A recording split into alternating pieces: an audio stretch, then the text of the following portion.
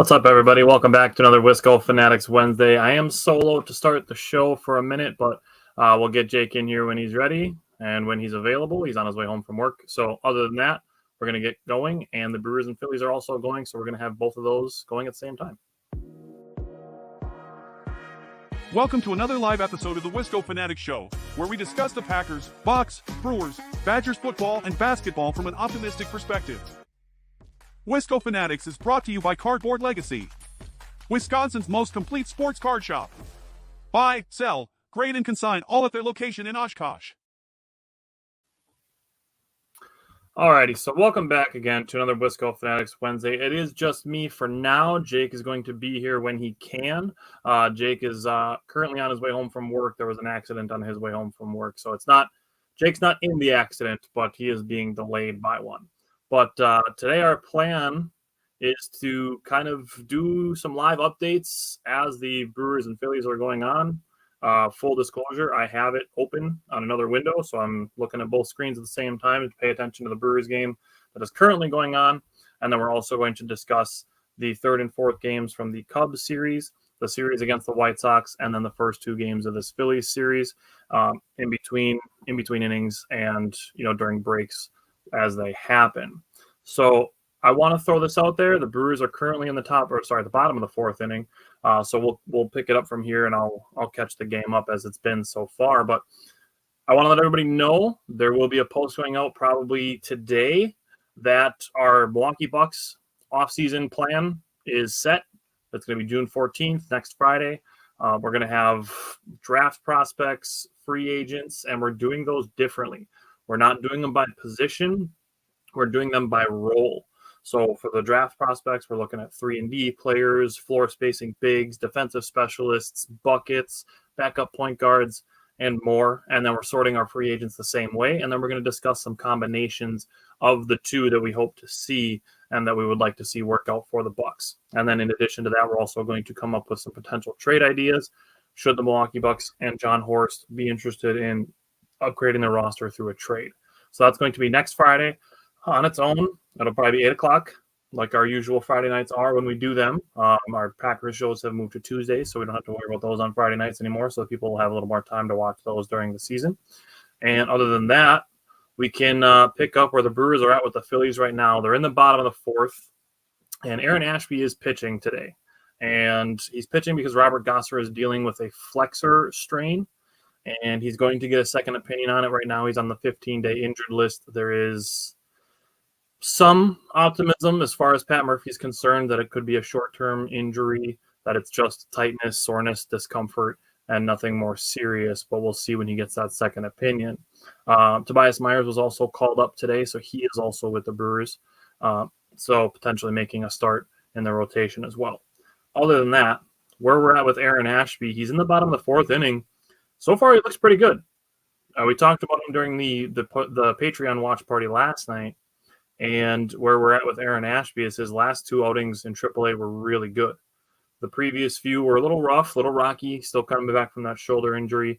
They've been talking about it during the broadcast today that he's still trying to get his velocity back up to where it was, that 97 or so miles an hour that he's capable of hitting with his fastball. I'm going to look and see. His highest today is 96.4. So he's pretty close to that velocity. So he's got to be pretty close to 100%, I would think, based on that. Honestly, so far, what's impressed me with Aaron Ashby today has been his changeup. His changeup has looked really good. Got Ortiz. Nice play. So we're in the bottom of the fourth. Aaron Ashby just got a ground ball. Joey Ortiz backhanded it, threw across the diamond. I'm going to say this again because we talked about it. I asked Jake a question about Joey Ortiz yesterday, and I'm going to say what I said on the opportunity cost of trading Willy Adames for the people that wanted to do that 2 weeks ago. I don't want to take Joey Ortiz away from third base.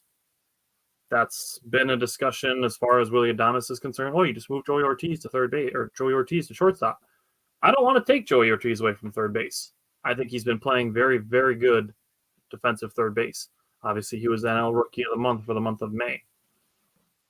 The question I posed to Jake last night, Ashby's got Merrifield down 0-2. The question I posed to Jake last night was, is Joey Ortiz where he's at now, and assuming he continues to progress just at a normal rate, doesn't have to be anything crazy, doesn't have to assume that he's got superstar potential or anything, but just assuming that he gets better at just a normal progression, does Joey Ortiz single-handedly make the Corbin Burnes trade worth it for 1 year of Corbin Burnes? That's the question I posed to Jake, and Jake and I are both in agreement that the answer is yes. Another clean inning from Aaron Ashby. So Ashby is through 4 innings at 73 pitches. That's not too bad. I'd like to see that pitch count a little bit lower and see the command be a little bit better. I was looking at his pitch illustrator, and it's a little not concerning by any means, but it's just a little off. I'll put it up on the screen here so we can see it.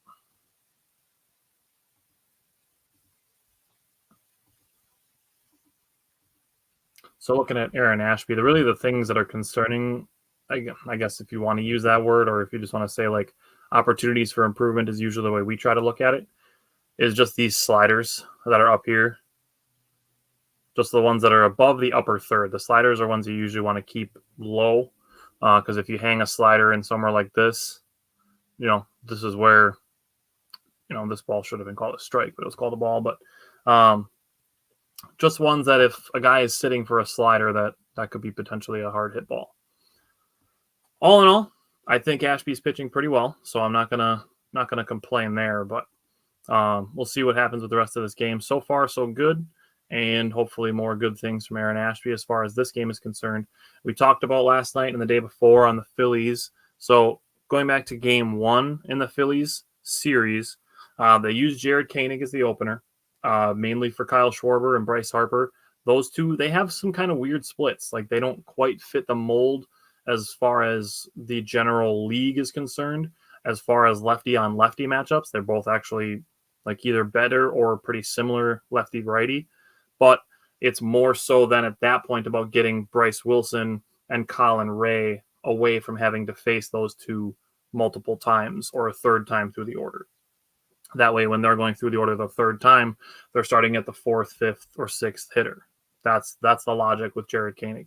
And when I talk about last night's game, I'm going to discuss how it's gone, because there's still people calling it gimmicky and shenanigans, and it's just not. It's a sound strategy, and so far, every time it's been done, it's worked well. Jared Koenig has done good things as far as opening games is concerned. So we're in the top of the 5th. Rhys Hoskins is leading off. Takes a strike. And in Game 1, we're going against Zach Wheeler. He's one of the best pitchers in Major League Baseball. He's definitely one of the best pitchers in the National League. And he was, I think he finished 3rd the year that Corbin Burnes won his Cy Young Award. So he's got Cy Young level pitching ability. The Brewers were able to break their shutout in the 7th inning thanks to the Rhys Hoskins solo home run. So the Brewers, it's tough. You have to pick and choose where you be aggressive. Jake Bauers was held with nobody out and the top of the order coming up. So the Brewers loaded the bases, ultimately didn't score. Bryce Durang had a tapper that ended up being a double play, a home to first double play, and Jake Bauers was held. You're talking about holding a runner with the top of your order coming up. If those are the guys that are going to get you hits and help you deliver runs, if the bottom of the order is getting on base for the top of the order, that's what they're supposed to do. Rhys Hoskins had a grounder as a wide throw, but Harper put the tag on him. So that also with Jake Bauers, the ball that was hit, the one that he ended up being held at third base, was a ball that was kind of hit through the middle of the infield. So he kind of froze to make sure it was going to get through, and then he was a little bit late. So if he had been sent, he might have been out. We're kind of at a point with Jason Lane where everybody's just questioning every single thing that's being done, except for when he's sending guys and they score. Being a third base coach is a kind of a thankless job. One of those ones where you only hear your name being brought up if you're not doing things well or if things aren't going well. But then later on, Rhys Hoskins was sent. He got tagged out at home. A perfect throw, really. The throw from the outfield to home plate was 97.4 miles an hour. So that was a great throw by the outfielder, and Rhys Hoskins got tagged out at home. Just kind of a imperfect storm as far as the Brewers are concerned about trying to get runs on the board that day. And then I want to give credit. We talked about it a little bit during last night's watch party. Phillies fans being classy for Rhys Hoskins, showing him the love. Appreciate that. And as far as the third inning, that's where the Brewers had their bases loaded with nobody out. This I looked into. I made a short video about it and posted it yesterday. The Brewers with runners in scoring position versus how they are with bases loaded. Now, it's kind of a weird thing because obviously bases loaded counts as runners in scoring position, so that factors into these numbers. But just the way the Brewers are regularly with runners in scoring position versus how they are with the bases loaded. Sal Frelick flew out to center. So 2 outs in the top of the 5th. So bases loaded. The Brewers bat .292. That's third in the league. On-base percentage is .373. Also third in the league. Slugging .506. That's number 2 in baseball. This is all going into yesterday, so this doesn't include last night's numbers. They had the number 14 strikeout percentage, number 13 walk percentage, number 8 hard hit percentage, and they were number 1 on batting average on balls in play. That's BABIP for stat heads. Number 1 at .342 batting average on balls in play. So looking at bases loaded, obviously the conversation is that they're near the bottom of the league. Number 27 in batting average, number 23 in on-base percentage, number 27 in slugging, number 11 in walk percentage, so that does go up a little bit, number 25 in BABIP, and for me, it came down to 2 numbers that really explain the rest of the numbers. And the 2 numbers are the strikeout percentage and the hard hit percentage. Joey Ortiz as a tapper. That'll be another 1-2-3 inning for the Brewers, man. Aaron Nola is just rolling right along. Okay, so the 2 numbers for me that explain the Brewers with runners in scoring position struggles are strikeout percentage. They go from number 14 with runners in scoring position to number 2 with the bases loaded. 31.1%. That's nearly 9% higher than their average with runners in scoring position. So that's a huge increase, almost 9% increase in strikeouts with runners in scoring position versus runners in bases loaded situations.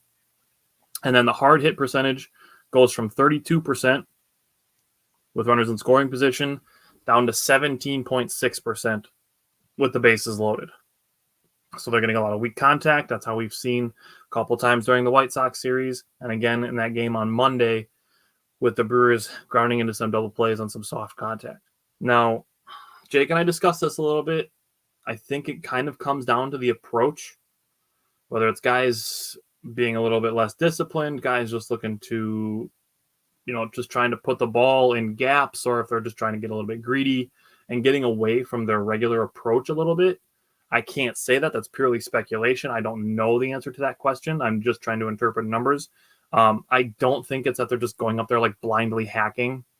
Like, I don't think that's something when you get to the professional level, guys are just going up there and just swinging at everything for no reason. Like, I don't think that's something that Major League Baseball players are doing, especially for one that's with runners in scoring position. The Brewers have been one of the best in the Major League Baseball. So for me, I think it's just approach. They just have to approach with bases loaded similarly to the way that they do just with runners in scoring position, whether it's first and second, second and third, just guys on second, any of those situations, and just stay disciplined and be willing to take, opposite field approaches or wherever the pitch is going to take you, or unfortunately it might mean taking some closer pitches once in a while just to, not necessarily swing at something you don't want to swing at just for the sake of swinging the bat with the bases loaded.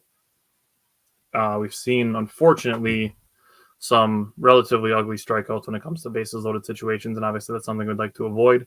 So that's where, again, I'm going to go back to shortening up the swing and just fouling off pitches and live to see another day.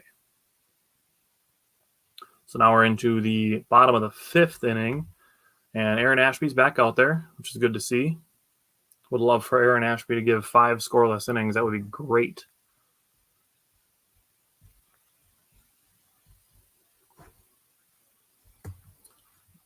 Jake and I talked about this fairly amount of yesterday during the watch party.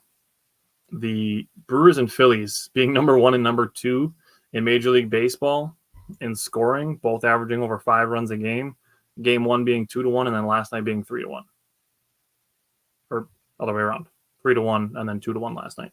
And now we're in the 5th inning of this game, and it's 0-0. Ashby gave up a leadoff walk.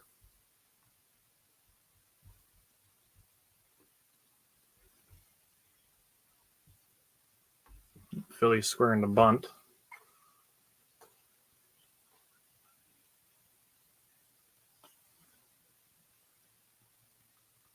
Really?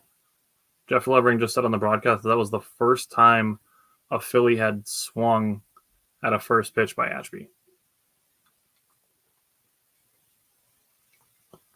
So they're definitely testing his command. Something he has struggled with. Like I said, his last 2 appearances in AAA were both really good, so that's really encouraging. And so far, the way he's pitching today against one of the best offenses in baseball is definitely encouraging as well. That'll be strike 2.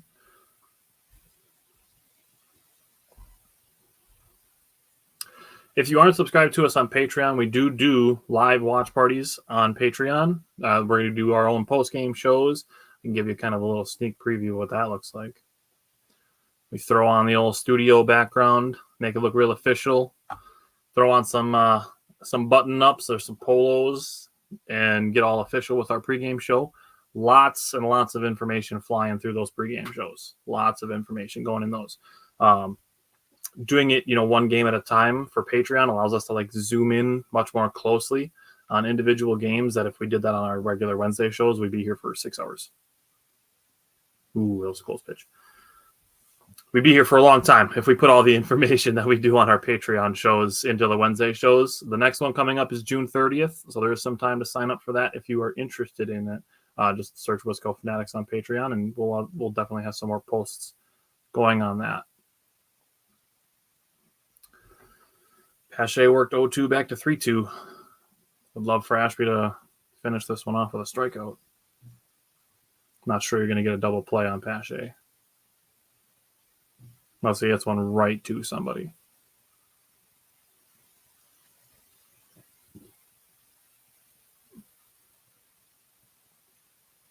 And he walked him. That's tough.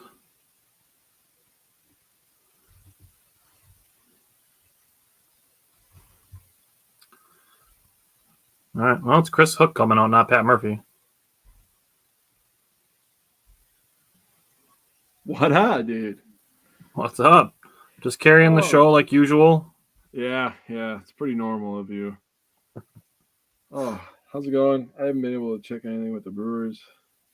We are in the bottom of the 5th inning. Ashby has 2 leadoff walks so far in the 5th, but overall, it's a 0-0 game. He's been pitching pretty well. I like how his changeup looks so far this game. His slider he needs to keep down a little bit, but other than that, no complaints. Would have liked to strike out there instead of a walk, but I get trying to get the number 9 hitter to chase maybe a little bit off the plate. Yep. We'll see how Ashby does against Kyle Schwarber. If he can get out of this, I would be extremely impressed with Aaron Ashby. That would be a huge confidence boost for him and I think for fans as far as Ashby is concerned. Yeah, if we can get Ashby to be the Ashby that we're paying for, then yeah, I think that's going to be a huge boost for the team in general, man. So sinker, changeup, slider, curveball. Okay. 0-0 game, another low-scoring game. Nice between pitch. The Brewers and Phillies. Welcome to the show. I was just saying that the Brewers being in a 3-1 game on Monday and a 2-1 game last night, now a 0-0 pitching duel against one of the better pitchers in the National League. There's a grounder. Nothing else. Schwarber's fat and slow. Nice. Attaboy, Ashby. Nicely done. That was nicely done, Ashby. Very, very nicely done. Big time double play. We like those. That was huge. Would love it if Ashby could finish this inning. Oh, that was nice. Oh, I would love for Ashby to wrap up 5 scoreless innings, 86 to 88 pitches. Lands a curveball for a strike. Oh, that double play could be a huge turning point for him. Oh. I mean, we've said for the last couple of years that Ashby has the stuff. Like, that's pretty obvious. So. Well, there it is. Castellanos again. Damn. Change up. Of course, it would be his changeup. Pitch that I think he was doing pretty well with today.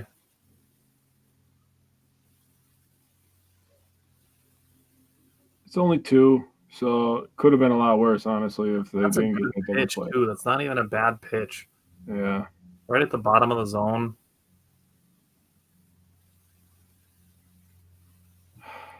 Damn. Like Castellanos hurting you 2 days in a row. Yeah.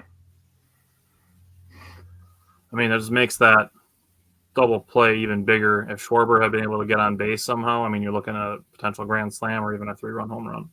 All right. All right. So it's still important to have gotten that double play. Let's get out of this inning. Down 2. That's not terrible.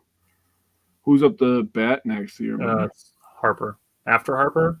No. For the Brewers, next inning, next half inning.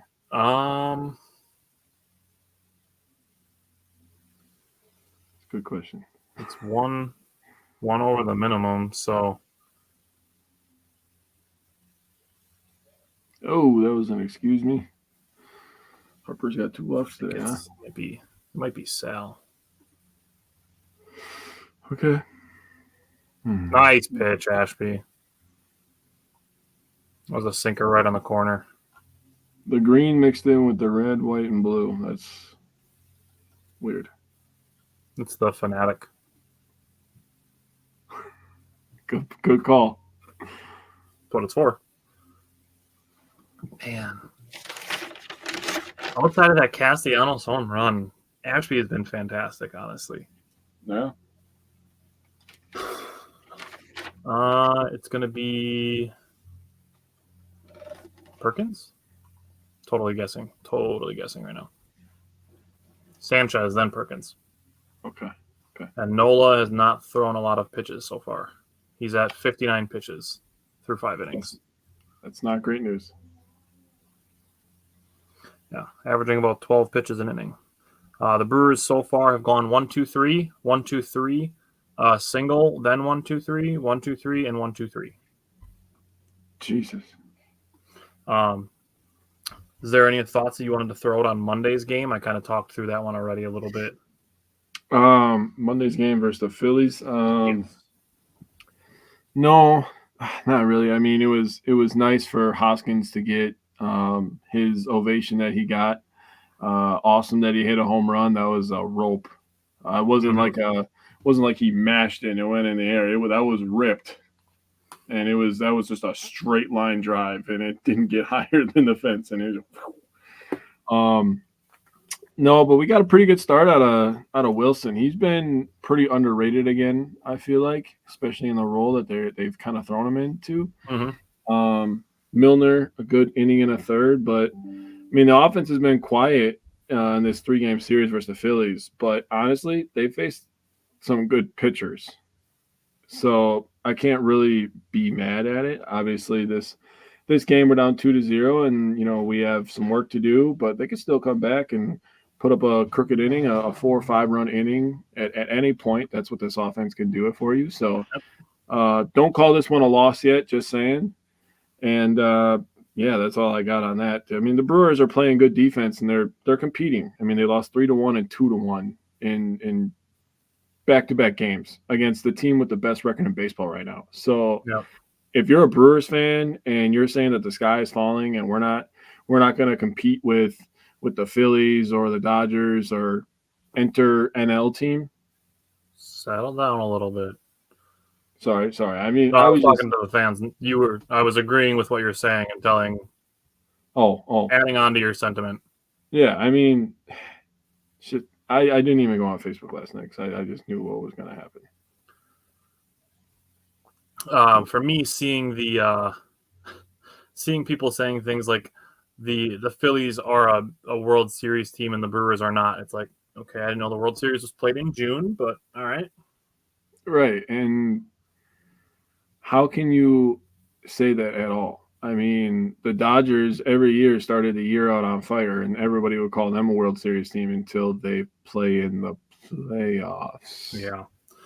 And they're not very good. So, I mean, that the same can't be said for the Phillies because they're usually very, very good, at least the last couple years in September and October.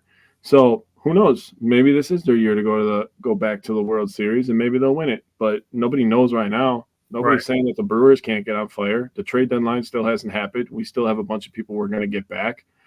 Nobody knows what's going to happen. So let's just enjoy the ride. 2023 and 2024. If you base the World Series in the first 2 weeks of the season, the Pittsburgh Pirates would be the champions.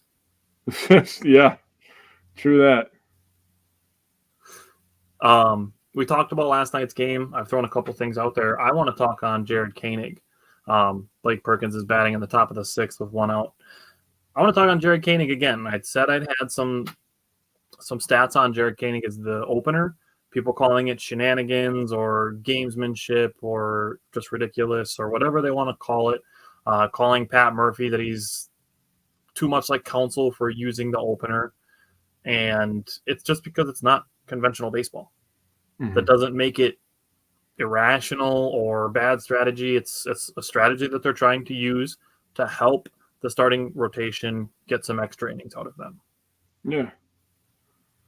Basically what they're trying to do is like they know, okay, so if you look at this, Conray pitched 4 innings last night, and Wilson the day before pitched 5 2/3. So they're trying to get the starter into the 7th inning, 6th or 7th inning, and then after that, then they have a game plan on how they want to work the bullpen after that.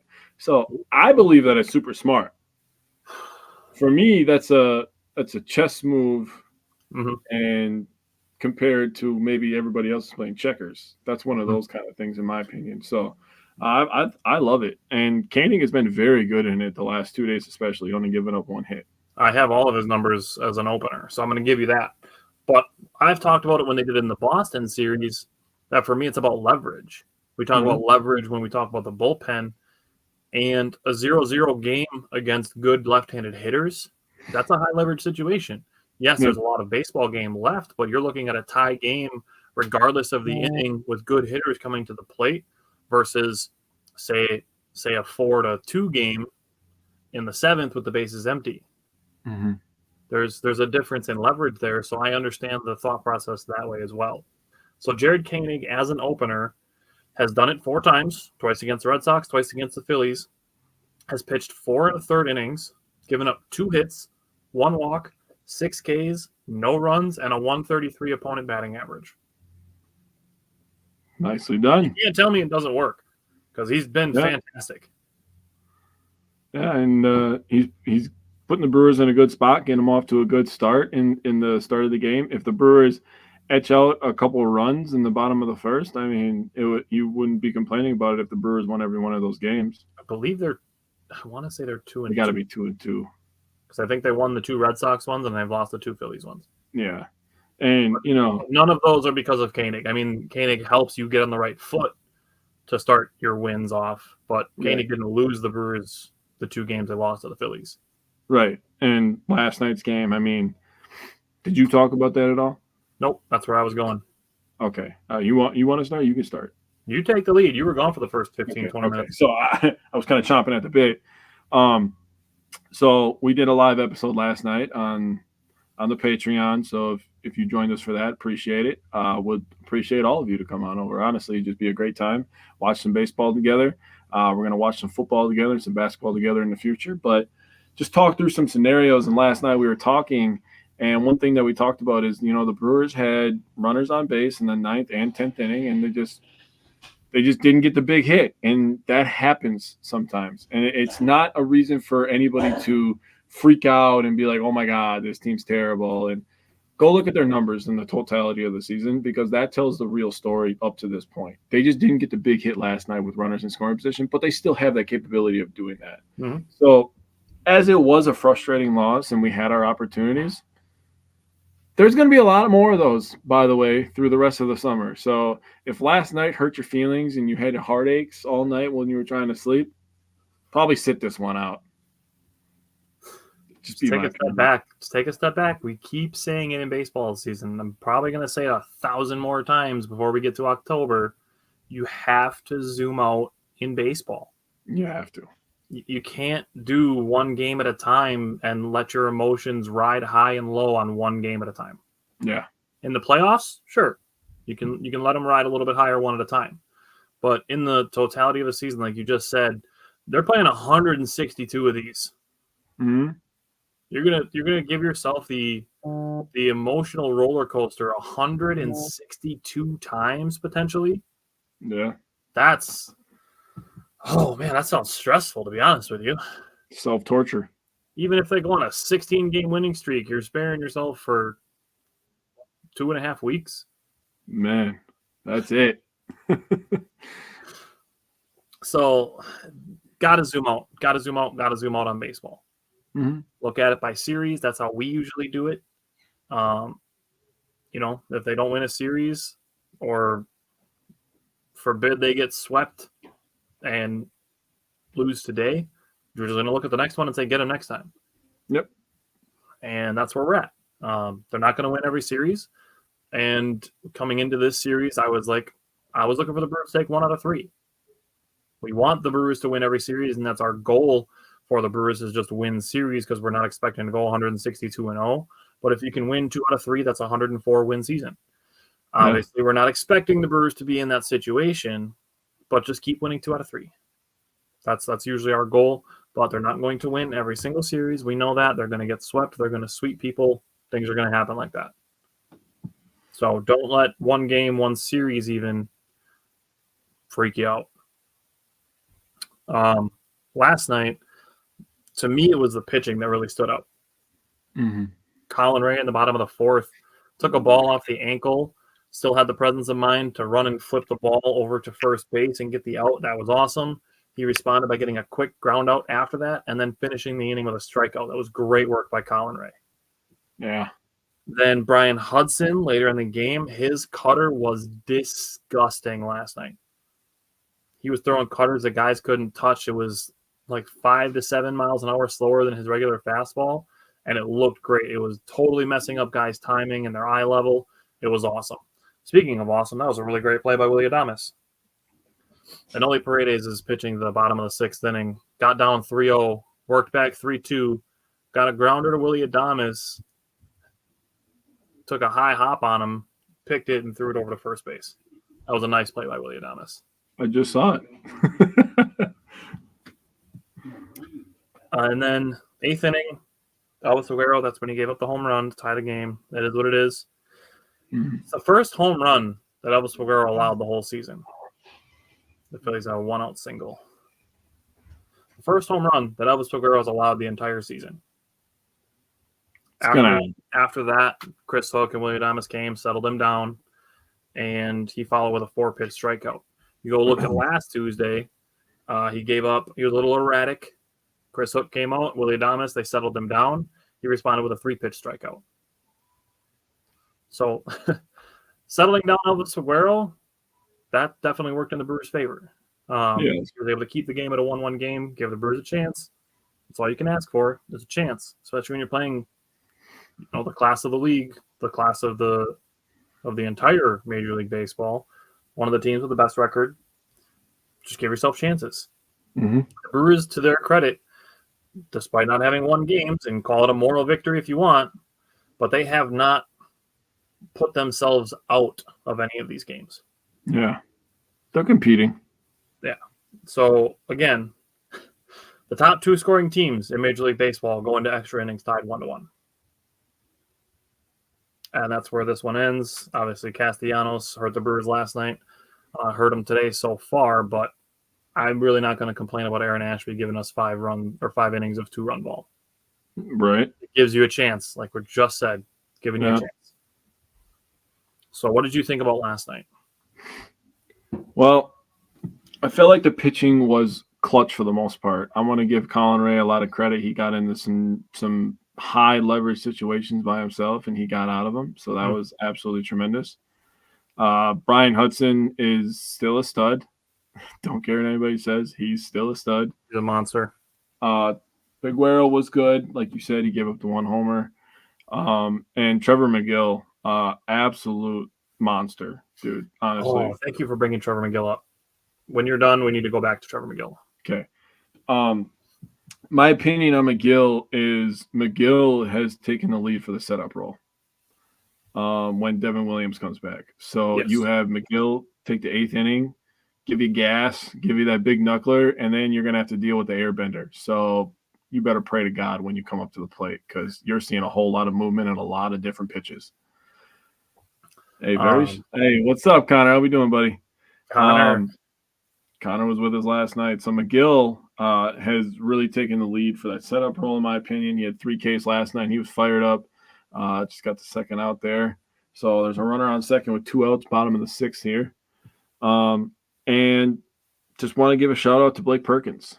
Blake Perkins manufactured a run last night. What are you saying? No strike.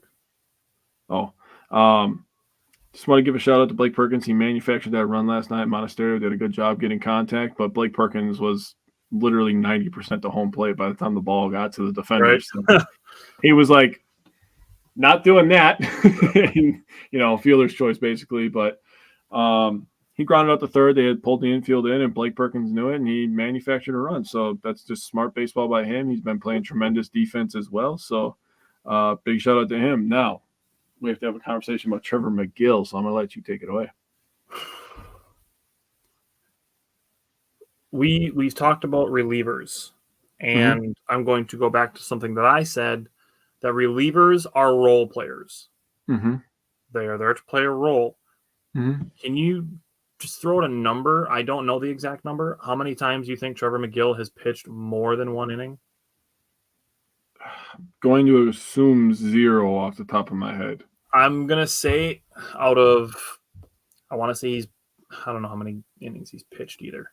I'm just going to look it up because I want to be accurate with what I'm going to say. Okay. Now, maybe 1 or 2. But, I mean, remember where we got him from. Remember, we had to develop him. So they're not going to put him in multi-inning spots. He's pitched in 17 games. I was going to say 15, but I wanted to make sure I was accurate with what I was going to say. So he's pitched 17 games. I'm willing to say that it's 3 or fewer that he's pitched more than 1 inning. Yeah, I agree with that. For him to come through with 3 strikeouts in the bottom of the 9th inning last night, that's it. He's not coming back out for the 10th. He is a role player. His role is to come in and shut down right now the 9th inning. He's not going past that. That's not his role. That's not a role that they really do with very many relievers at all, much less guys that throw 99 miles an hour regularly. I mean, guys that could do it, Koenig, Hudson's done it.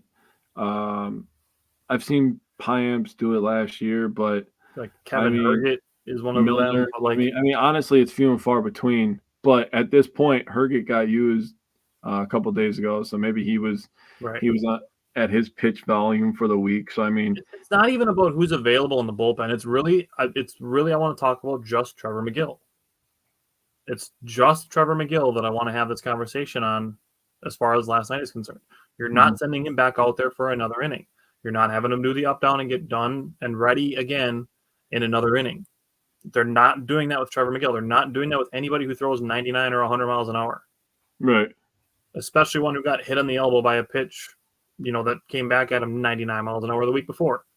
Right. Like you people wanting to overuse these guys, are you asking for them to get hurt? Well, they're also the people that we have to continually tell that you have to zoom out. Like this season goes all the way until the Packers play. You guys realize that, right? Like past when the Packers play. Mm-hmm. It's a long year. We are in June. We have July, all of August. Good rip, William. September. We have a lot. So, I mean, we don't need to be having Trevor McGill go out there for 2+ innings and an extra inning game against the Phillies on June 4th. No. And with relief pitchers, especially guys that throw like Trevor McGill does, if you look at a starter, the way that they prepare is obviously much different. But as games go on, they tend to lose velocity. Relief pitchers are the same way. Mm-hmm. You send McGill back out there, he's not going to be throwing 99 to 100. He's going to be throwing 97, 98. Yeah. That makes him look a lot more human to a Major League Baseball player. True. Also, it maybe takes away a little bit of break from his knuckle curve that's so nasty. Like, just let guys be effective where they are. Agreed. Stop trying to, like, overextend and overuse guys just because they're playing well. Agreed. That was a nice leadoff double by Contreras there. Yeah, William Contreras just had a leadoff double, and now Christian Yelich is up to bat. Definitely the guy you want at the plate. In a situation like this. Yep, and he's already up 2-0. Love to see it. Yeah, he's gonna get a big fat pitch off this 2-0 here. I just got the 2-0, but he's gonna get a big fat pitch here. Ooh, dude, that's the one he should have swung at. Dude, what is going on with the Reds, dude? What the heck? Man, they are Ellie, and that's it. Yeah. They are the Cincinnati De La Cruzes.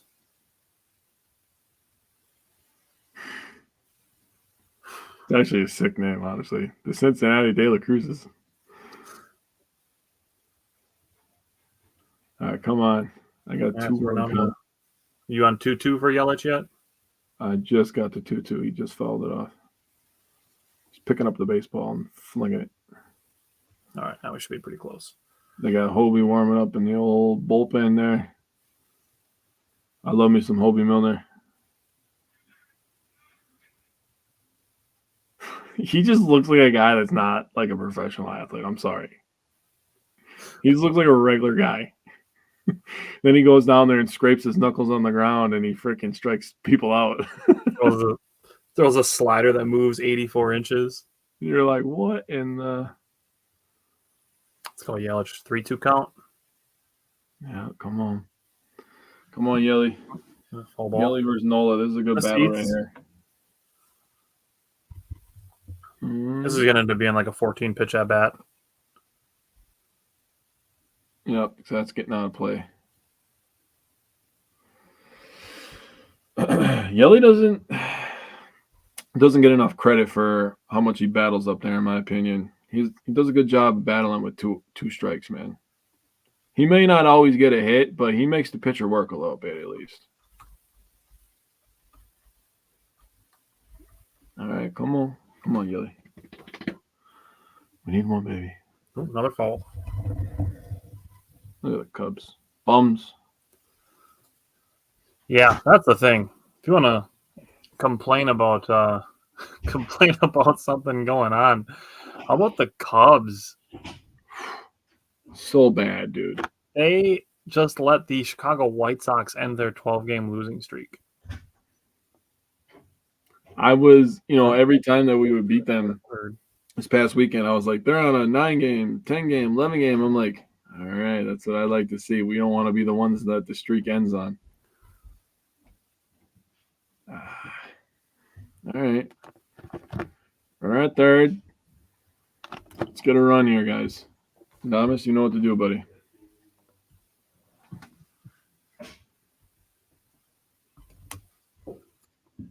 Trying to find this per plate appearance. If Adames hits a home run in this plate appearance, we're getting an apology for him for Willie Adames. That because the disrespect got very loud. I did. And Nola's a good pitcher at home. I mean, geez. He's a good pitcher everywhere, but yeah. He has the most good eye, Willie. RBIs in 7th inning or later in the entire MLB.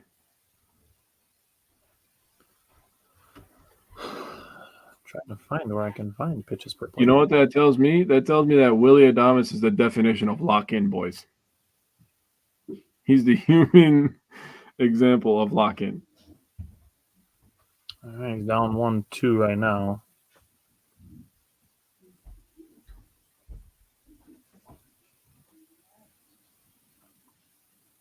Jake's favorite Leaf pitcher is warming up.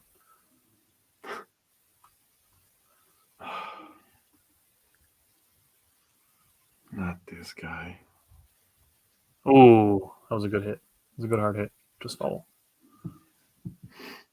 Okay, pitches per plate appearance. The Milwaukee Brewers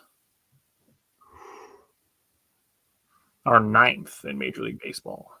In pitches per plate appearance. Who's next first on that? Seattle Mariners. Aren't they bad right now? Yes, they are.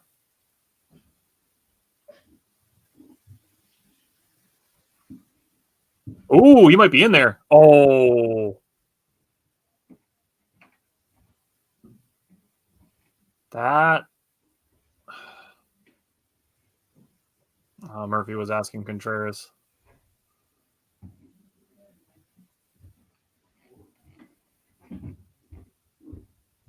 Damn. That's tough. Of course, just another hard hit ball by Willy Adames. Damn. Kind of a lucky pick. I thought maybe he had that hand in there. But... I really thought he was in there. The foot. Oh. He hit his foot. If he didn't hit his foot, he would have been safe. Yeah. Okay. Now let's have a conversation on perspective on this. What just happened? Contreras out of the plate. So people are going to see Contreras thrown out the plate, and I saw it happen last night because people were complaining about the exact same thing. Why do they get rid of Jason Lane always running on contact? It's like we've had the discussion. If you want to continue being aggressive and scoring runs, you're going to be aggressive all the time, not just when you know it's going to work. Yep. If being aggressive worked 100% of the time, everybody would do it. And B, the Brewers scored 2 runs total in the first 2 games of this series. You're going to be aggressive. Yeah. Any chance they get, they're going to try to force you. When you have a chance. Yep. You can't run on contact on a strikeout or a walk. I mean, Christian Yelich is one of the only guys in baseball that's done it. So you got to take your chances when you can. And that's when balls are in play and guys are on scoring position. You can't just hold everybody and wait for them to get driven in. Right.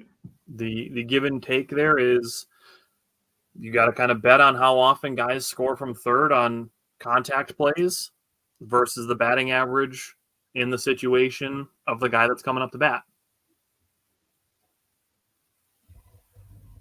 Damn. So we'll see if Rhys Hoskins, maybe he can tie it up. Down 1-2, just hit a foul ball. Another not bad option, by the way, at the plate. You can do a lot worse than Rhys Hoskins. Mm-hmm.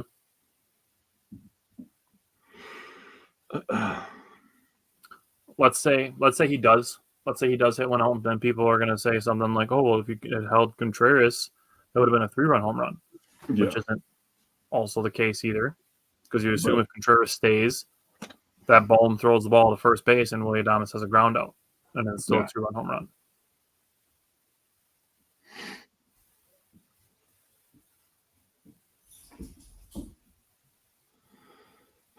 Come on, Reese.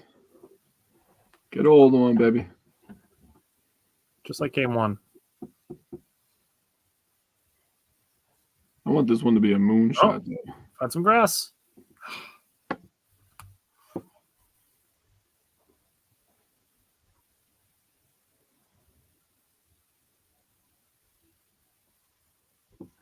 Christ. See, and then there you go. That at bat, William Contreras wouldn't have scored on that anyways. So that's why you got to be aggressive and take your chances when you can. All right, let's go up to the Cubs series. Let's go to game 3 from the Cubs series. Let's go to that was last Wednesday. That was after the show last week. Yeah. So this one was a lot of fun. So Blake Perkins' legacy game, dude. Got to start off by saying that. Also give you a shout out because you called it. Brewers were going to hit a ton of home runs. Yeah. They You were called gonna the go home runs. crazy, I right? said they would score a bunch on Imanaga. You said they'd hit a bunch of home runs. Yeah, right. So I just wanted to give you a shout out because you said it first. I just I followed said suit. they would score 6 on Imanaga because baseball. Yeah, baseball. And you said they'd hit 4 home runs. They scored 7 on Imanaga and hit 2 home runs off of it, and they hit 3 in the game. Hey, they did their thing, right? Also, Joey Ortiz, first time leading off, so I think he did a great job. I'd like to see him up there a little bit more, honestly. He's a good contact guy, and he gets on base with plus speed. But Bryce Wilson started this one, 4 innings pitched, 6 hits, 3 earned runs, 2 walks, and a K. Koenig was tremendous, 0 earned runs, 3 Ks. Anoli Canoli, I'm not calling him by his last name the entire year, Anoli Canoli. 1 inning pitch, 0 earned runs, 0 walks, and a K. He's been absolutely tremendous, better than advertised, in my opinion, since he's been over here. And Mitch White, this was his last appearance, right? His last appearance for us? Or did he pitch in the White Sox series? I don't remember. For who? Nope. This was his last one. So his last appearance with the Brewers, 2 innings pitched, 2 hits, and earned run, and 0 Ks. But let's get this thing started, right? So in the bottom of the first, Yelly hits a home run to right center, 441 feet, a monster shot. 110 off the bat. Yeah, just an absolute monster shot. That's a rocket. Ortiz scored after he hit a double, and it was a first pitch 4-seam fastball, just crushed it. That made the game 2-0. Brewers are off and running, right? Bottom of the third, Adames singles the center. Ortiz scores, and Yelly gets the second. It was a 3-1 first pitch splitter. Oh, no. It was 3-1. It was the first splitter that he saw in the at-bat, is what I mean by that. Still in the bottom of the third, Sanchez doubles to left. Yelly scores. Adames goes from first to home. Had to give that a shout-out because he was on his horse. Makes the game 5-1. And that was also a double off the splitter. So if you're seeing a trend here, the splitter was getting knocked around a little bit. Then we get to Blake Perkins, who hits a home run to left center, 395 feet. Sanchez as a right-handed hitter. What's that? As a right-handed hitter. As a right-handed hitter. Makes the game 7-1. 5 runs on 5 hits for the Brewers in this inning, and that home run created a lot of sad Cubs fans, which makes me a very happy Brewers fans. Connor said we talked about it the night before on the watch party. We sure did. We sure did. Speaking into existence. Wouldn't you know it, that homer that Blake Perkins hit was also a first pitch splitter. The splitter was getting destroyed in the bottom of the third inning. Bottom of the seventh, Yelly ends up grounding out the first. Ortiz scores. Contreras gets the third base. The game is 8-4. There was a couple runs scored there by the Cubs. They tried to make it a game, but never really became one. Mm-hmm. In the bottom of the seventh, still, Adames hits a home run to left center, 409 feet. Adames and Contreras end up scoring, making it 10-4. And that's all she wrote, 10-4, Captain, because this game was over after that. That was the bow on it. And Brewers were 6 for 11, runners in scoring position. Nice play, Reese. Sanchez, Yelly, and Adames and Perkins all at RBIs in this one. Contreras and Ortiz had stolen bases. So just an all-around great game. Yeah, so I just want to throw a quick update on there. Rhys Hoskins. So Hobie Milner's pitching the seventh, and with 1 out, Rhys Hoskins makes a diving play in the hole between first and second, and Hobie Milner covers. That was, for a guy who's not known for his defense at first base, that was a great play defensively by Rhys Hoskins. So there's 2 outs in the bottom of the seventh. Yeah, it was. That was fancy by Milner, too. Yeah, good cover.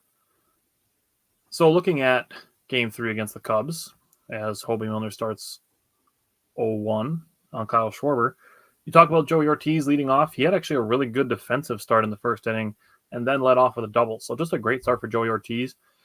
Going to talk about him more as far as leadoff is concerned, so I'll put a pin in that. Come back. You mentioned the Blake Perkins legacy game. He robbed a home run, hit a double, and hit a home run. Yeah. Blake Perkins, like you said, he did it all. He ran another one down later on in the game. Mm-hmm. Just fantastic work by Blake Perkins. And then Joey Ortiz also made some really good defensive plays in this game. And one more guy that made a diving play in this game after being questioned about his hustle a lot, Jackson Churiel made a diving play in this game. So really just good work all around defensively by the Brewers. Then you mentioned already the third inning. First pitch hits. Christian Yelich and Willy Adames both had singles. Blake Perkins had the home run. And in that inning, Willy Adames extended his hitting streak to 8. Like that. All right. So let's see. Let's finish up with Hobie Milner here in the bottom of the 7th.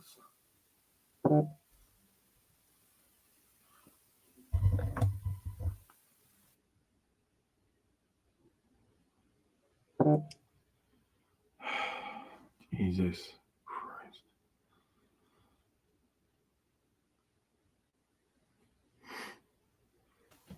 No, go foul. It was foul. Definitely foul. All right. Full count, Hobie. Right at him. Just like you draw it up. Attaboy, Hobie.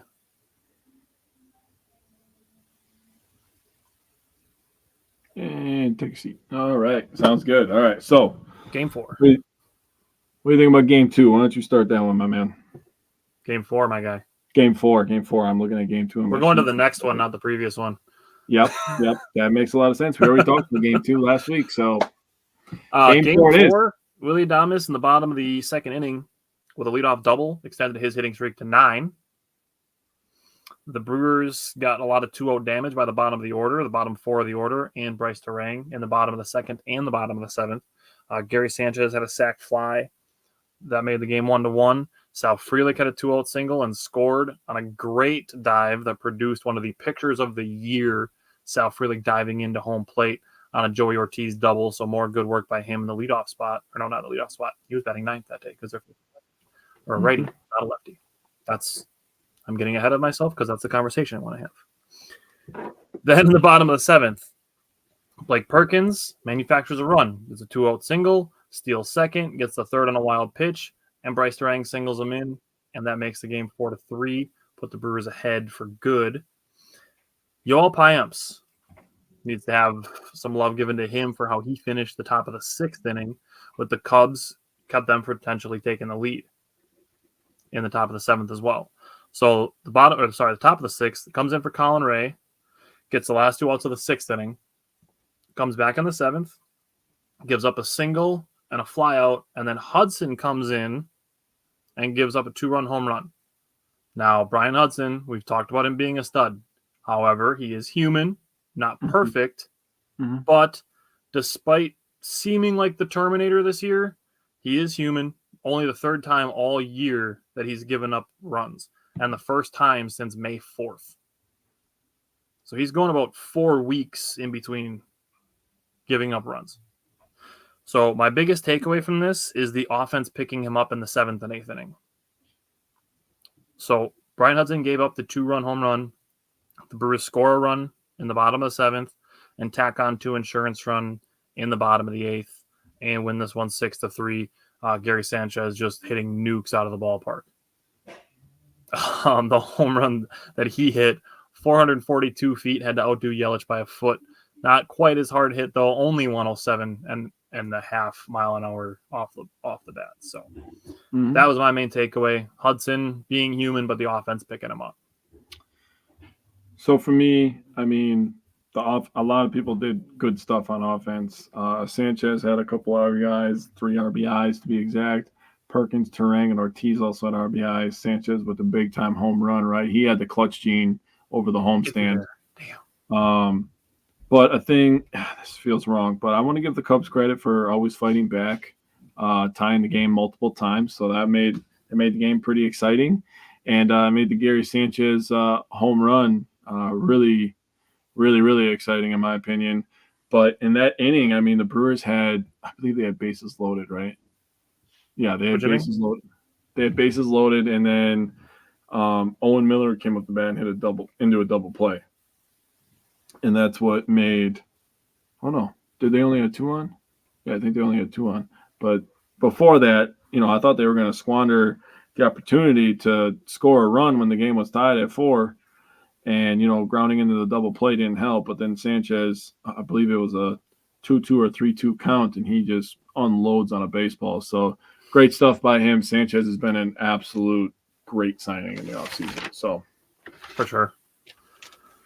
All righty, so top of the 8th, Sal Frelick, a ground out, a nice play by the second baseman. So not only are the Phillies getting good pitching, but now they're getting good defense on top of it, which, when you figure they have one of the best records in baseball, that's part of how. Yeah. So we're at Joey Ortiz, who's batting in the 7th spot. So see what Joey Ortiz does here. See if we can get it. It's a Joey moment. Inside. Good eye. Joey Ortiz, 4-pitch walk. Nicely done. Okay. So, all in all, Brewers took 3 out of 4 from the Cubs. Love to see it. Didn't stop them from talking a bunch of trash just for them to lose to the White Sox and let the longest losing streak of baseball season so far end right after the Brewers had swept them. So, that's very enjoyable. But the Brewers did take 6 of 7 from the 2 Chicago teams on their homestand. Love that. See if Gary Sanchez can be clutch again.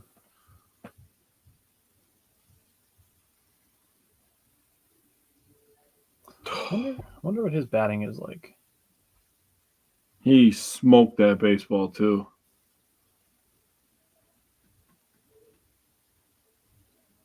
Right at him. Yeah. Kind of feels like the story of the series.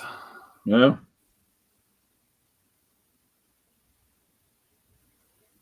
A lot of hard hit balls just right at people. It was 110 off the bat. All right, Blake. Find some grass and let's run. Man, that was a really hard hit. 110 off the bat for Gary Sanchez.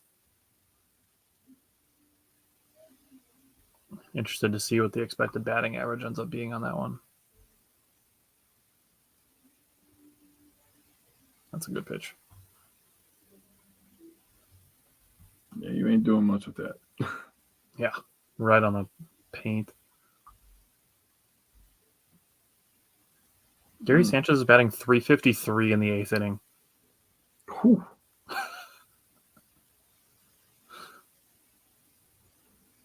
It's going to go down a little bit just because of that one at bat, but easily his best inning.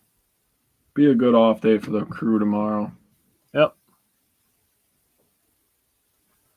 Yeah, we didn't have that conversation. We probably should have had that conversation on the watch party a little bit last night. But to go from Milwaukee to Philly with no off day for travel, that adds a little bit of a wrinkle too.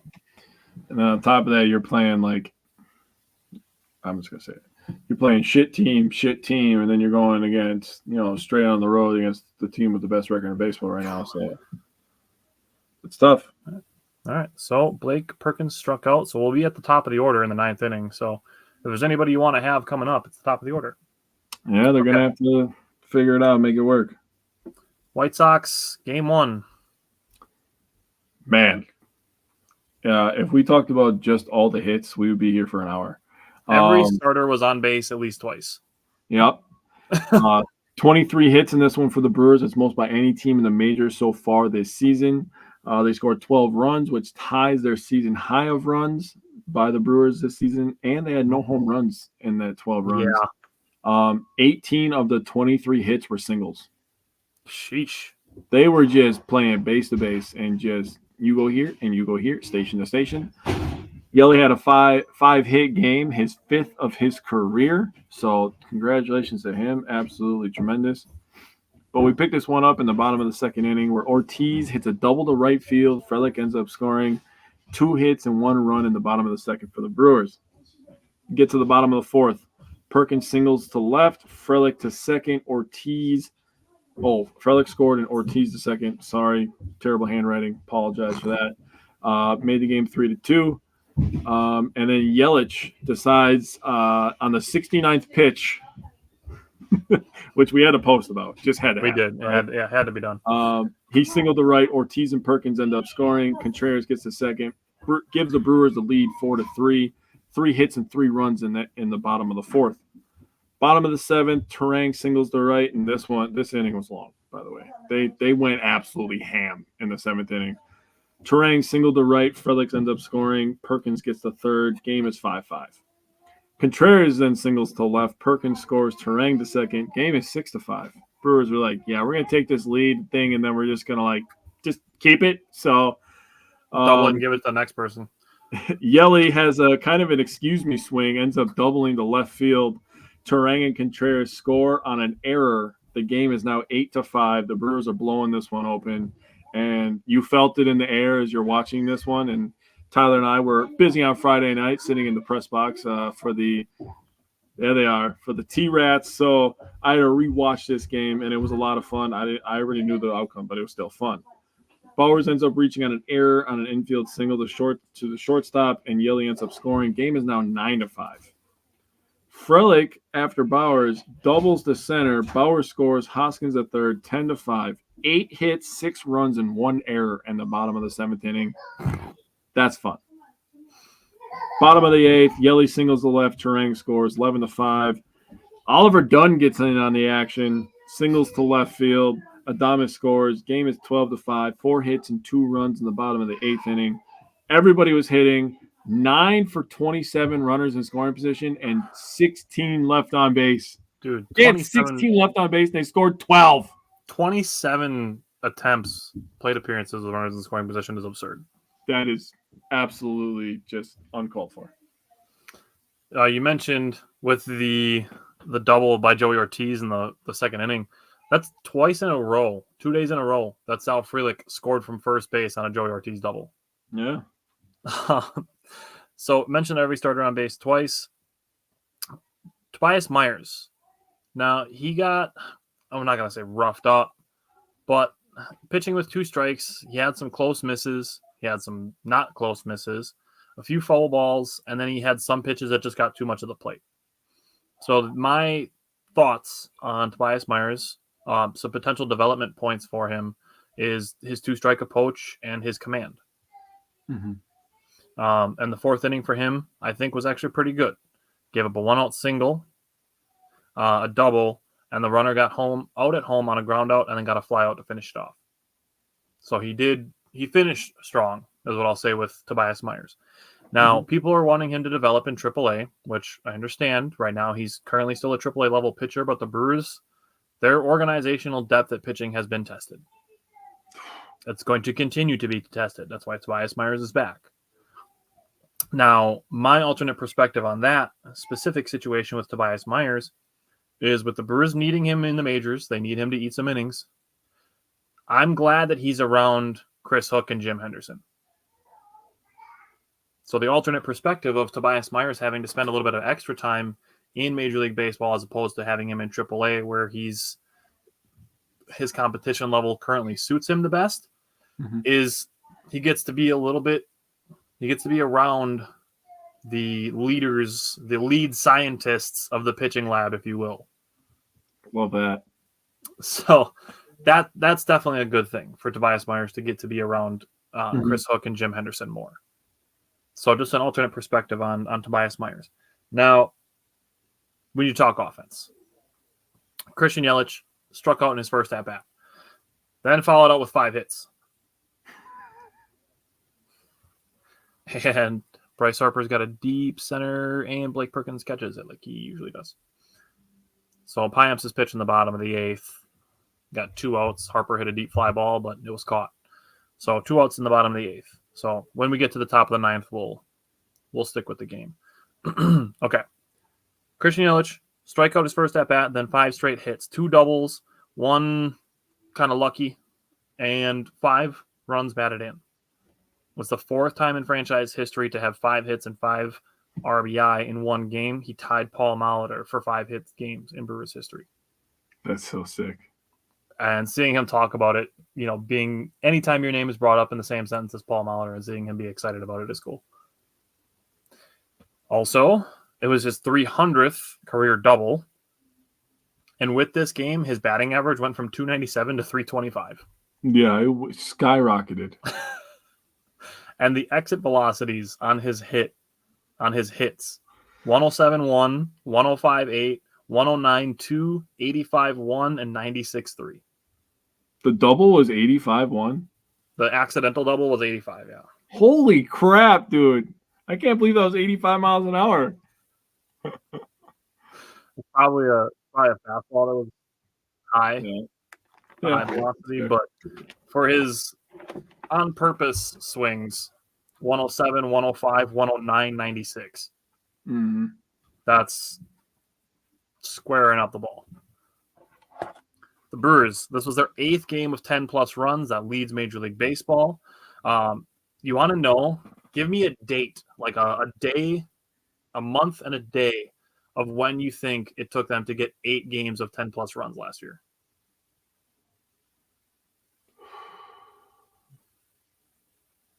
I'm going to say, ooh. This year was May 31st. When do you think it was last year? I know they had a couple games against the Mets, so that's 2.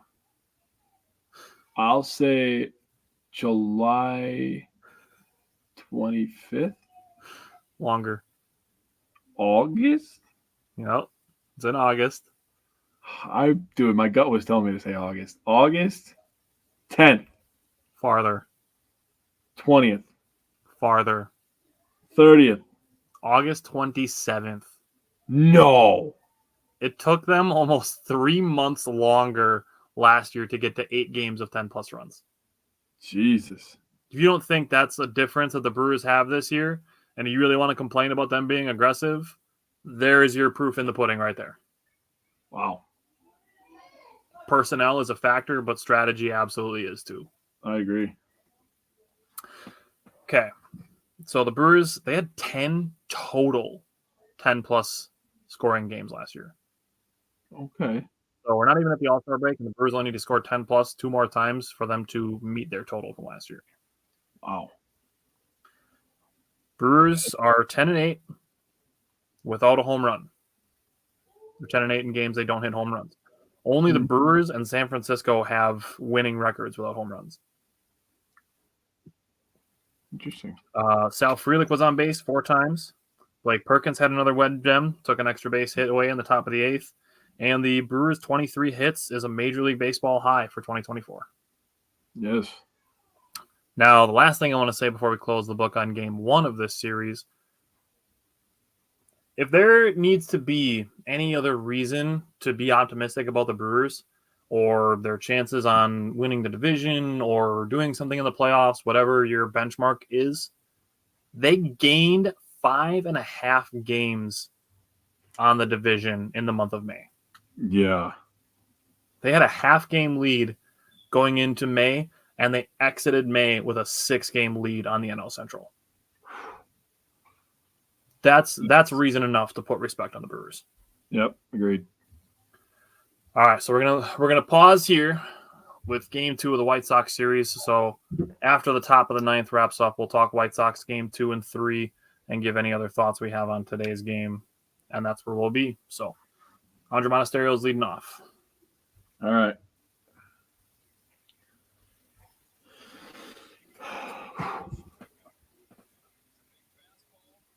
All right, got a 1-1 count. Yeah, I didn't think that first pitch was a strike either. I mean, it wasn't terribly high, but come on. Sure you don't want to call that one? Come on, Monasterio. Well, I guess he's consistent at least.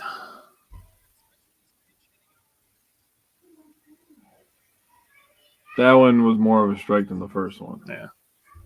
Well, I mean, now at least Monasterio has the presence of mind that he's calling the high strikes.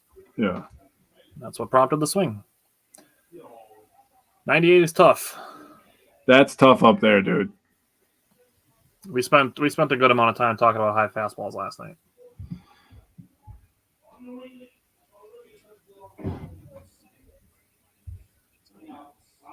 DL Hall is getting his second opinion today. He's expected to join the Brewers during that Tigers series.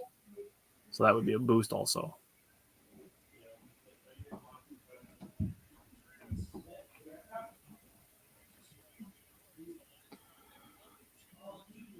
Alvarado just comes at you, man. He's not messing around. He's like, here's 98. Man. Hit it. I can't even lie. That dude's dealing right now. Yeah, he is. I respect it. Joey Ortiz eating Reese's Pieces in the dugout. That's awesome.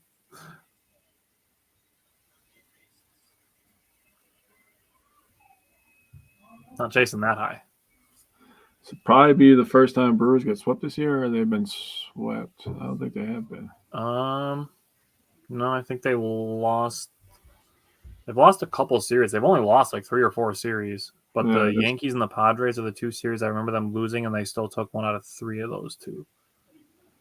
Yeah. I mean, see if Contreras, Yelich, and Adames, if you can get those 3 to the plate, see if you can flip this game over. If Contreras and Yelly get on and there's 1 out and Adames is up, things are going to get interesting. If Contreras gets on, things are going to get interesting. There we are. Here we are. Leave it to our best hitter to hit a freaking 97-mile-an-hour fastball high in the zone, and we're talking about how tough it is. That's what that guy does, dude. That's literally what he does. And for everybody at home, I want you to realize that is, I'm just going to say it, that's damn near impossible to hit that. And let me throw the approach out there too. William Contreras knows that if he's going to see a high fastball, he knows that he has to go to the opposite field. All right, Yelly. Connor said he thinks we've been swept once. He just can't remember who it was. I know. I think we have too. I think we've been swept one time too. Let me go back to my notebook. I'm just going to look up their schedule. Ooh, Yelich. That's not a pitch to swing We at. won that.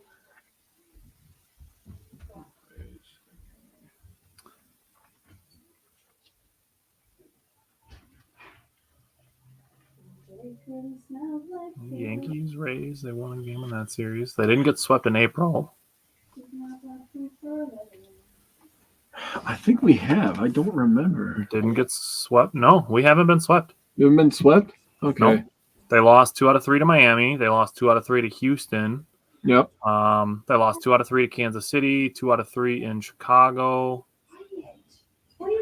So they've lost series. They've lost 4 series, I think. They've lost a series to the Yankees.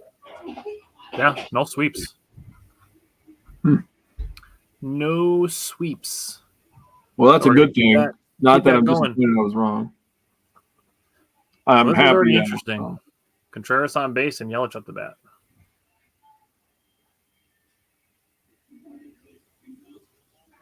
Would love You're to Christian get Yelich, man. Let's go. Oof. That's tough. We gave credit to Brian Hudson for his cutter last night. It would be wrong to not do the same for Alvarado. That as a lefty batter, that's tough. And we just spent the whole Contreras at bat talking about how hard it is to hit high fastballs at 97, 98. Then he throws 92 that's breaking away from you. Yeah, I mean, come on. I mean, it's tough. And, I guess I would tell Christian Yelich, hey, to try to lay off that. But hitting a baseball is one of the hardest things to do. And when a pitcher is dealing like that, I'm just going to give the respect where it's due. I'm not going to sit here and berate Yelich for striking out. If somebody's going to put a charge into a baseball, it's going to be Adames. And then Hoskins, who I think is on deck. That 98 caught a lot of plate. I think Adames missed that personally. Not that I'm saying that it was easy, but. Sounds like exactly what you said. See, Willie Adames, right-handed hitter, a little bit easier to lay off the cutter. And a baby. All right, 2-1 for Adames. It's ahead in the count. That's a good thing.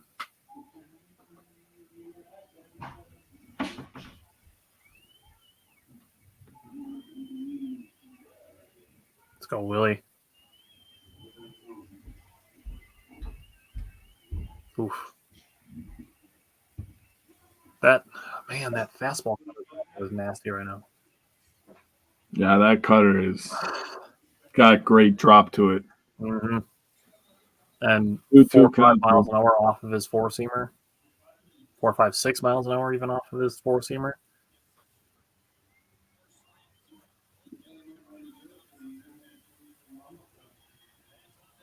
All right, Willie. 2-2. See another pitch.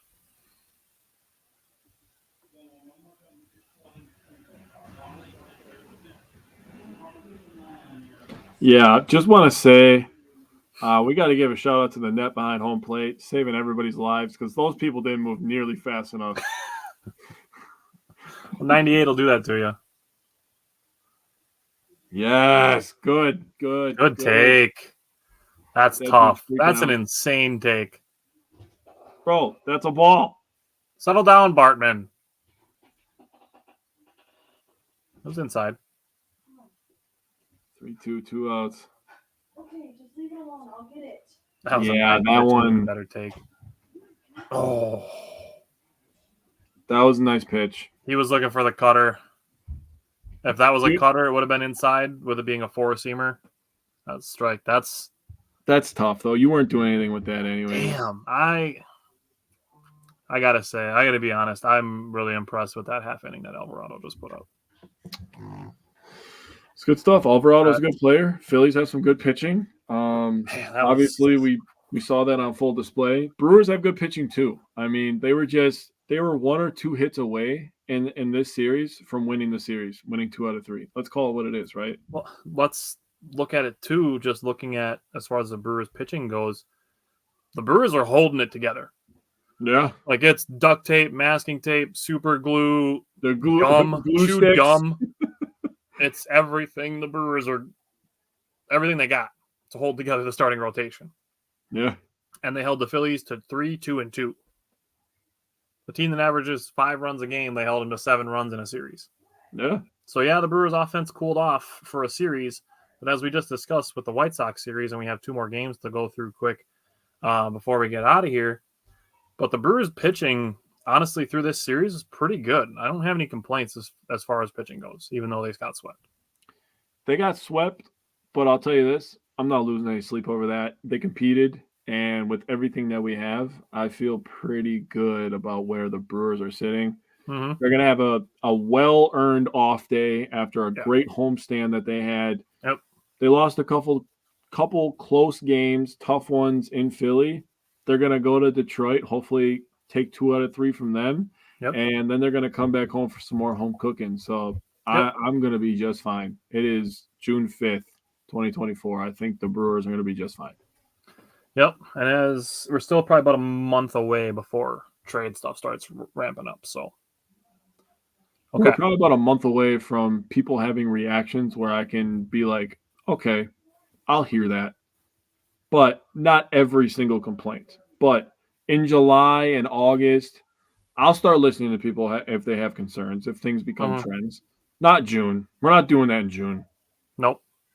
This team so far, even after a sweep, has exceeded all of my expectations. Literally all 1,000%. Dude, all of them. I don't think, if we go back to the primer, me and you didn't pick them to have 30-plus wins at this point in the season, I don't think. Not a 6-game lead on the division either. True. Okay, so let's talk about Game 2 and Game 3 of the White Sox series, and we'll say what we're thinking for the next week, but let's go to White Sox Game 2.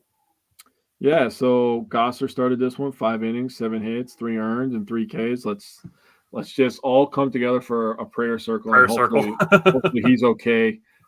He's been a really big bright spot for the Brewers, and if he continues to dominate like he is, man, I mean, I don't see a reason why he can't be in some Rookie of the Year talks, just saying.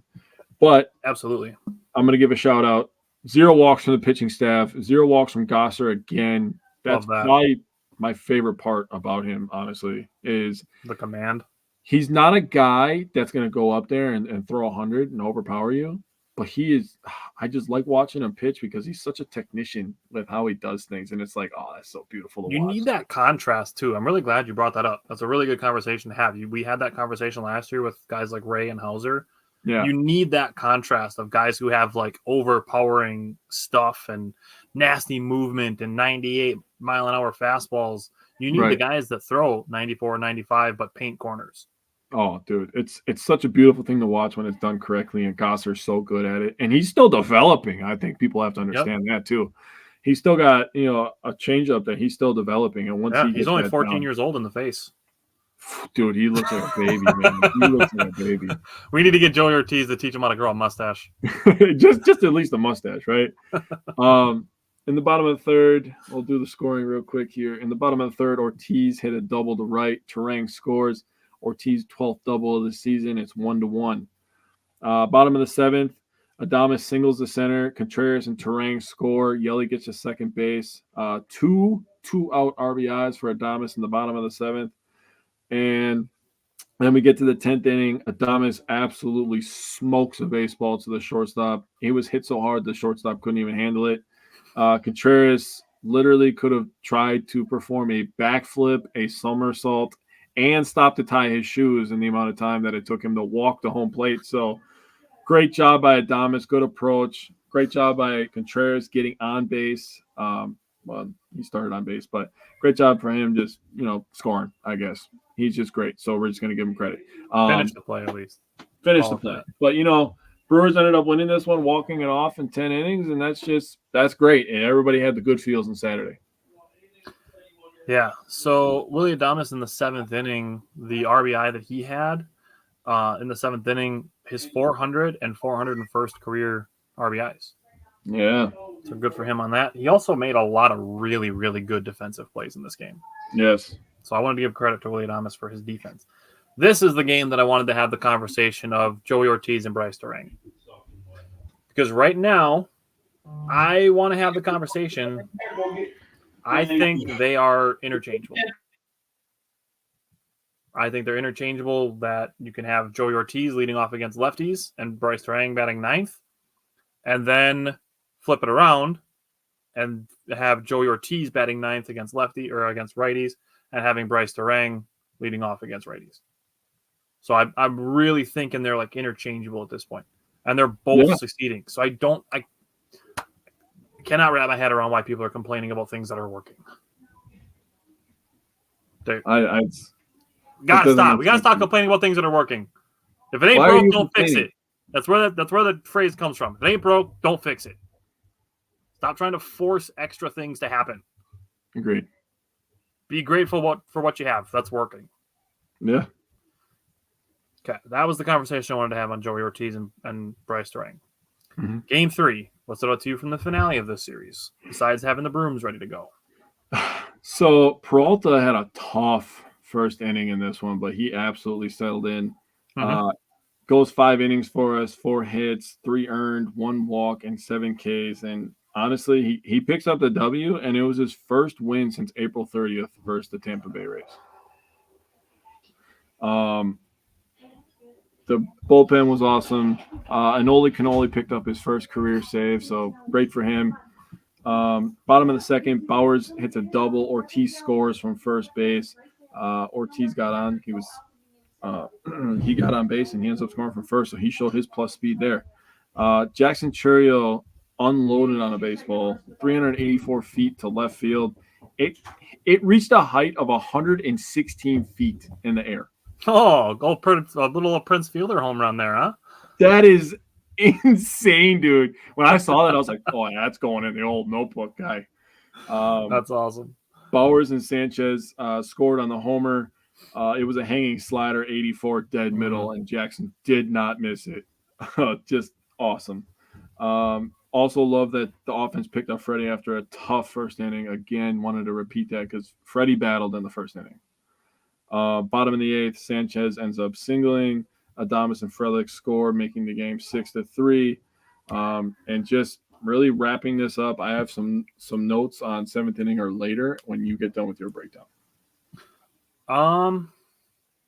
Yeah, let me just throw out my main things, and then I want to have a conversation after that too. So, Mm-hmm. First things first, Willy Adames and William Contreras originally were not in the starting lineup for this game. Nope. They went to Pat Murphy and convinced him.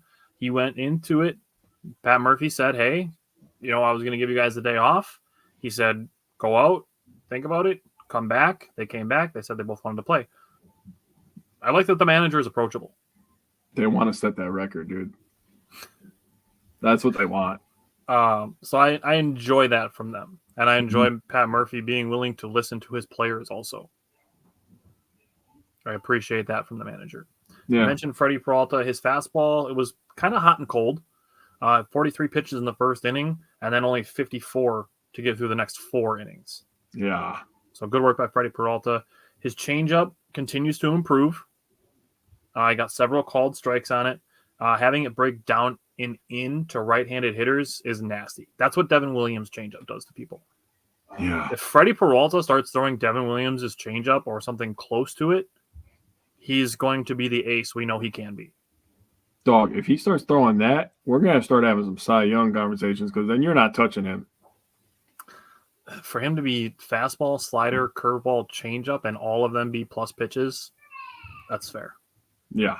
That's fair. He got 15 swing and misses in the first 2 innings. 15 whiffs in 2 innings. Sheesh. 11 of the 15 were on his fastball. Mm-hmm. And you talk about it a lot, that changeup is your favorite pitch in baseball because of what it does to hitters. Yeah. With his fastball being that nasty, like I said, if he gets something that's even remotely close to the effectiveness that Devin Williams' changeup has, your Cy Young contention, Bro, his potential will absolutely be that. dude, it's night at that point, honestly. It is. Because the reason that changeups are so crazy is because they have the same spin as the fastball. Exactly. And it messes with hitters. Yeah, that's gonna be fun to continue watching Freddie Peralta's changeup. I hope it works out that he ends up being the pitcher for our watch party on the 30th. I would love nothing more than to spend the pregame show talking about Freddie Peralta's changeup. That would be something. So the White Sox pitcher, the first 8 hitters, only 2 first pitch strikes. And I rewatched this game. I watched the White Sox announcers coverage of it. So I got the alternate perspective of it after watching it from the Brewers perspective on Saturday night. He was trying to get ahead of Jackson Chourio, and that's where the hanging slider came. And Jackson said, nope, no freebies. So Jackson Chourio being the 9th hitter, knowing that only 25% of the hitters before him have seen first pitch strikes, and knowing that pitcher is going to try to get ahead of you, so you know you're probably getting a strike, Jackson Chourio was just like, all right, I'm looking for a strike. And he got the pitch he was looking for in a bad spot. Can I start a dialogue real quick? Go ahead. I saw a comment today about Chourio, and people were complaining, why is he not in the lineup against a right-handed pitcher? He's never going to turn into the guy that we think he's going to be, blah, blah, blah, whatever. Shove it up your ass. I don't care what you have to say because you have a dumbass opinion. Dude, if there's one thing the Brewers know how to do, let's give them credit for knowing how to develop talent. If nothing else, these guys know how to develop talent. Pitching I could start naming a long list of people, not just pitchers, that they have developed. He is literally 20 years old. Yeah. He's making big boy money. Yep. I'm going to tell you right now, in the form of business, when there is an investment into something, into that business that can make that business more money, they're going to do everything they can and be very careful. Mm-hmm. They've done some great things with Ortiz, giving him off days on certain days. People complained about that. It's working. Bryce Terang, he struggled at the plate last year. He went to work. There's all the talk about him being with his dad. That's great. I'm sure the Brewers had a hand in it. Okay? Yeah. We'll go with the feel-good story that his dad gets all the credit. I'm fine with that. It's a great story. But I'm sure the Brewers coaching had credit in that. Let the kid develop. He's 20. Yeah. He can't even legally have a beer with us. And this state loves drinking beer. Not me personally, not you. But I'm telling you, this state does. And he can't buy one right now legally. He is young. Give him time, people. I mean, my goodness. That's another one of the things where it's like trying to force development, trying to force everything. Like, just let stuff happen. It's almost that conversation. I forgot who the heck it was. It actually might have been Kevin Hart. But I was watching him do an interview one time, and he was talking about how, getting heckled from fans and stuff like that. And he's like, the thing that people don't understand about the people that actually make it is like, they don't see all the work you put in. So he said a line, and it stuck with me forever. I remember it very clearly. Everybody wants to be famous. Nobody wants to put the work in. Let Chourio, let the Brewers pitching staff or hitting coaches, the managers, let them do their work. Yep. Okay? We don't have to just usher them into superstardom. The kid's Right. got all the talent. There's Yep. no complaining about that, right? Yep. That's why he got paid the money for the potential of it. Right. He's a 5-tool guy. Okay, Yep. so let's just let Jackson Churrio's career play out, how it's going to play out, instead of you going on the social media on every app under the book and being like, why isn't he ever his right-handed pitchers? And I swear to God, next year, if he's mashing right-handed pitchers and I see some stupid-ass dude go, they should have let him hit for his right-handers last year. This would have been happening last year. I swear to God, I'm going to lose it. I swear, dude. I don't want to deal with that. We have to just let stuff happen. Stop trying to force it. We are 2 months and a week into his career. Come on. Really? Like, really? He's here for the next 8 years. Yeah, we are 2 months into an 8-year contract. Let's just calm down a little bit. Let stuff happen. I agreed. On your conversation on Joey Ortiz, both of his hits that he had to the opposite field. So Joey Ortiz starting to maybe be rubbed off on by William Contreras a little bit in his approach. Love that. I mean, and I don't know that for a fact. Just saying, he's being around it a lot, seeing it a lot. I mean, it can't be a bad thing to be around guys like Yelly and Contreras, guys that have been around the block a few times, seen every pitch under the book, been in every single pressure situation. I mean, It's a good thing to be around those kind of guys, right? I mean, I would say it's working on Terang too. He's gone to the opposite field a little bit more too. Agreed. And I love it. Love it. I want to talk on the bullpen guys. Kevin Herget, his changeup, eating the White Sox alive. Yeah, his changeup was nasty against the White Sox. It only took him 23 pitches to go through 2 innings. Then we get to Enoli Paredes, who pitched 2 innings, only gave up 1 hit, did have a hit by pitch, but no walks, no runs. Only took him 13 pitches to get through 2 innings. Yeah. The bullpen was fantastic. Give me your 7th inning or later stats, and then I want to have one more conversation. So shout out to Watson, fan of the show here. But Brewers scored 27 runs in 7th inning or later in the 7-game homestand. Sheesh. 14 versus the Cubs, 13 versus the White Sox. So more versus the Cubs. That made me chuckle.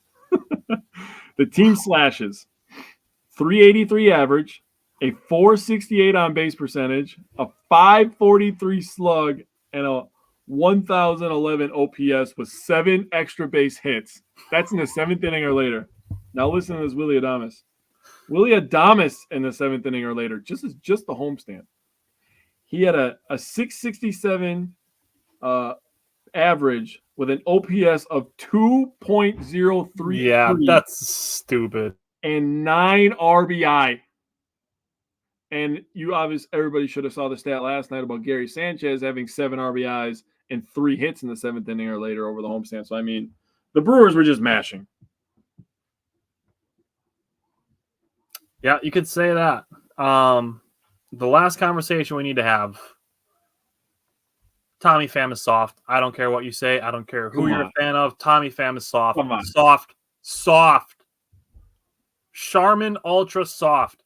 I had a White Sox fan go, did you even see what happened? Yes, and Tommy Pham is soft. Dude, Pham damn near ran over the pitcher's mound. That's how far inside he was. Dude, the fact is, the Brewers were fired up about an ending double play, a catch him out, throw him out, double play to end the game, end the inning in a close game. Mm-hmm. His team literally did the same thing in the bottom of the 7th after a home run was robbed. Didn't see anybody getting mad that people getting pumped up about a home run being robbed in a close game. No shadow boxing. Oh, but now you're all bent out of shape that the Brewers are pumped up that they got an inning double play at the plate. Yeah, his interview after the game. Dude, come on. So dumb. Come on, bro. Even so, I made the point, or I made the comment that I was watching the White Sox broadcast of this. Even the White Sox announcers didn't really know what his deal was. Yeah. They made a point to say it like 4 times that it was a clean play. It was. It was a baseball play. Yeah. Unless William Contreras got up and started saying a bunch of like disrespectful things to him, which I highly, highly doubt is the case. Well, why are you mad, bro? Dude, I saw somebody post and they were like, Tommy Pham has to be the last guy in Major League Baseball that you want to mess with. I said, one, Aaron Judge is 6'7", might be high on the list, just my opinion. Two, Contreras is about the same size as him. So, I mean, pretty even matchup in my opinion. I'm going to take Contreras. That shouldn't even be the conversation that we're having. The conversation that we should be having is how soft Tommy Pham is. Yeah, bro, he said. If one of the guys from the Brewers was doing that, I'd be like, dude, they got you out. Like, go back to the dugout. Yeah, I think part of it is, all the losses that they're sustaining. And yep. I think that was just a little bit of like season frustration kind of coming into one situation. Like he just, I mean, that was a physical play. Let's call it what it is, right? Yeah. And he's probably thinking like, why am I beating myself up if we're going to win 15 games and lose 44? I mean, yeah, it's a conversation to be had, I guess. I agree with you that it's kind of like a culmination of frustration over things that are happening over the totality of the season. Probably also doesn't help that their manager was calling them effing flat when talking about them. Yeah. So that probably doesn't help. Not sure that manager is going to be around much longer. Not sure if the White Sox are going to be around much longer, to be honest with you. But it struck me as super soft. And like I said, if I was a Brewers fan and a Brewers player did that, I'd be embarrassed. Bring back the Montreal Expos, baby. Bring them back. Do it. Two teams in Vegas. Fuck it. We don't need two teams in Chicago, dude. They have enough shitty sports teams, okay? They need another one? Dude, that was too Free easy. the White Sox. Bro, I didn't even have to think about that. That just, came straight. That was too easy, bro. Like a second nature at this point. It is. All right. So the Brewers have 6 games between now and next Wednesday. They do play at 1:10 next Wednesday, so we will have that one for you. Yep. They are off tomorrow. Then they have 3 at Detroit, then 3 at home against Toronto. Detroit is a decent baseball team. I'd put them kind of in the same tier as the Red Sox. So I'm just looking for good baseball in that series. But I'm going to look for a 4-2 week. The Toronto Blue Jays are definitely very beatable. I'm just looking for 2 out of 3 in both series. That's what I want. I'm with that. I'm with a 4-2 week. I think a 4-2 week from Wednesday to Wednesday for us, for everybody that's following at home here, a 4-2 week for us would be a great week. We would have a really fun episode next week. Yeah, and I think that would be a good way for them to bounce back from where they're at. Yep. So I'd be totally okay with 4-2. Just keep winning series. Like I said, 104 games over the course of a season if you win 2 out of 3. I agree. Alrighty, so we will be back next Wednesday. We will see you then. Also, don't forget next Friday, mark the calendar. Next Friday is going to be our Bucks off-season show. That is going to be draft picks, free agents, trades, combinations of all of them. So definitely tune in for that. That's going to be a really great, really informative show, and we're definitely going to promote the hell out of that over the next week and a half. So tune in for that. And then we will see you next Wednesday for more baseball. Thanks for sticking around and watching the game with us today, and join us on Patreon to watch games with us multiple times a month.